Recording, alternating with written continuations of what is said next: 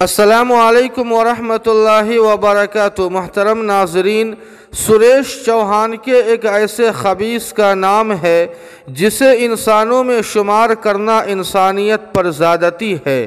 یہ شخص رات دن سدرشن نیوز نامی چینل پر بیٹھ کر کبھی جامعہ ملیہ کے طلبہ کے خلاف تو کبھی مسلم خواتین کے خلاف انتہائی وحشیانہ انداز میں کیچڑ اچھالتا ہے۔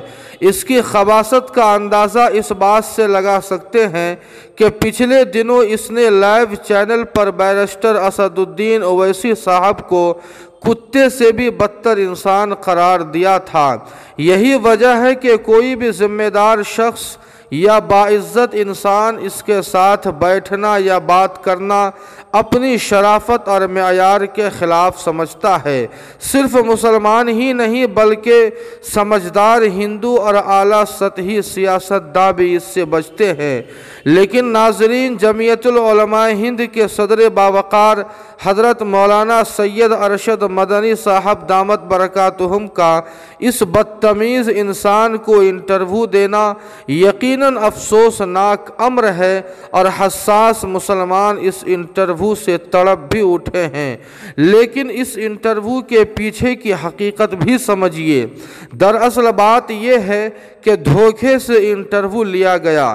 حضرت تو اس شخص کو جانتے بھی نہ تھے اور نہ اس سے انٹرویو کا کوئی ارادہ تھا، بلکہ ایک شخص نے کسی وزیر کا ذکر کیا کہ وہ آپ سے ملنا چاہتے ہیں۔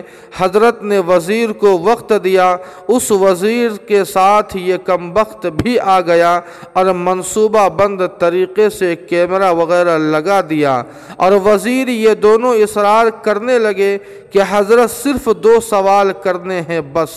حضرت اس شخص کو بالکل ہی نہیں جانتے تھے، خالی ذہن تھے، تو اچانک اس شخص نے یہ حرکت کی ہے۔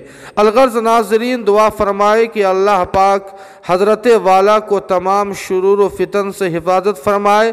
اس خبر کے تعلق سے آپ کی کیا رائے ہے، کمنٹ کر کے ہمیں ضرور بتائیں۔ ویڈیو کو لائک اور شیئر کر دیں، اور قاسمی جی کے کو سبسکرائب کرنا نہ بھولیں۔ والسلام